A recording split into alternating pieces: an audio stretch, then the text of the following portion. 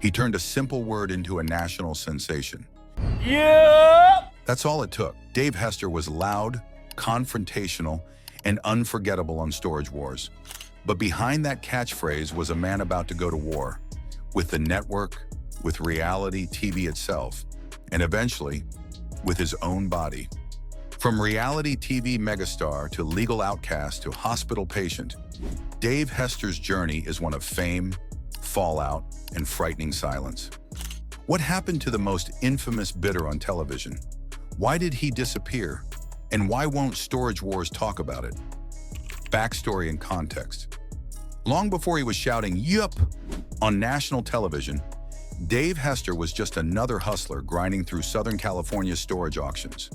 Born in 1964, Hester didn't come from privilege. He started out hauling furniture, moving pallets, and lifting antiques. His father, a Vietnam veteran, also dabbled in collectibles. Maybe that's where the spark came from. By the 90s, Hester was a licensed auctioneer with his own business, Dave Hester Auctions. He knew how to read a room, sniff out value, and close a deal.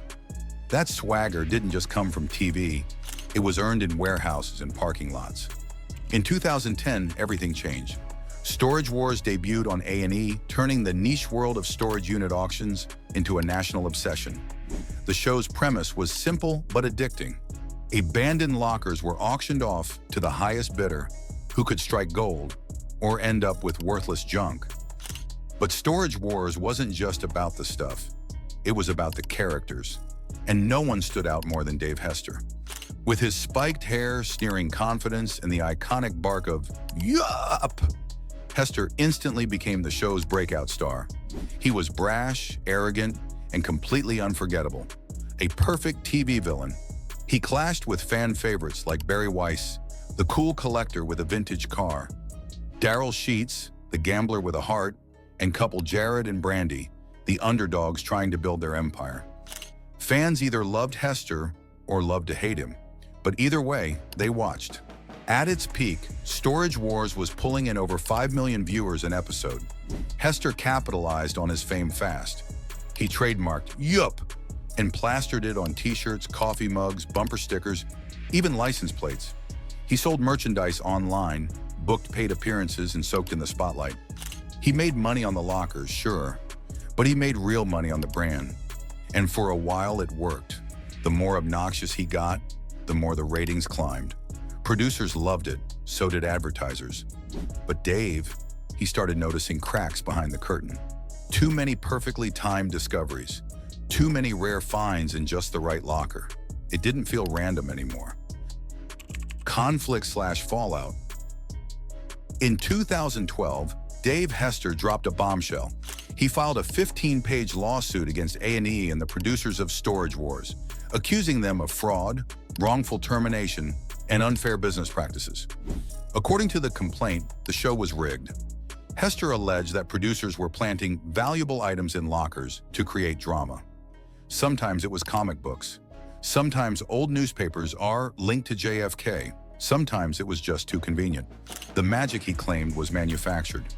Worse, he alleged that other bidders were tipped off about what to bid on and how high. It wasn't an auction anymore. It was a theater. Hester didn't just sue. He spoke out in interviews. He called the show fake. He said he was fired for refusing to participate in the deception. He wanted audiences to know the truth. Storage Wars wasn't real. It was a performance dressed up as reality. A&E hit back hard. They denied all allegations, called the claims absurd, and tried to get the case thrown out. The lawsuit dragged on for nearly 2 years, creating a media circus. Entertainment sites, industry insiders, and fans took sides. Was Dave Hester a whistleblower or just bitter? Ultimately, the two sides reached a confidential settlement. Details were never made public. Hester returned briefly to the show, but it wasn't the same. His presence felt muted. He wasn't the villain anymore. He was the man who bit the hand that fed him. The tension was gone. The drama fizzled. Then came the stroke. Breakdown and crisis. In late 2018, Dave Hester suffered a massive hemorrhagic stroke in the middle of the night. He collapsed at home. Paramedics rushed him to the emergency room. He was in critical condition. The bleeding in his brain was extensive. Doctors later told him he was lucky to be alive. But survival came with a cost. He lost his ability to walk. His speech was slurred. His motor functions damaged. He spent weeks in the hospital, followed by months of grueling physical therapy. Gone was the booming auctioneer voice. Gone was the fast-talking negotiator. Hester had to relearn how to move, speak, and function. He later described the experience as humbling. The man who once shouted over crowds now struggled to form full sentences. Publicly, he vanished.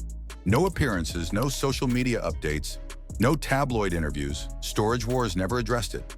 No tribute, no farewell, just silence. Aftermath.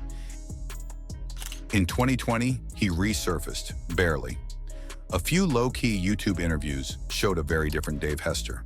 Soft-spoken, slower, but still proud.